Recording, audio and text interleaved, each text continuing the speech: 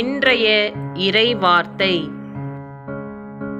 கடவுளின் அருள் செல்வம் எத்துணை மிகுதியானது, அவருடைய ஞானமும் அறிவும் எத்துணை ஆழமானவை. அவருடைய தீர்ப்புகள் அறிவிற்கு எட்டாதவை, அவருடைய செயல்முறைகள் ஆராய்ச்சிக்கு அப்பாற்பட்டவை.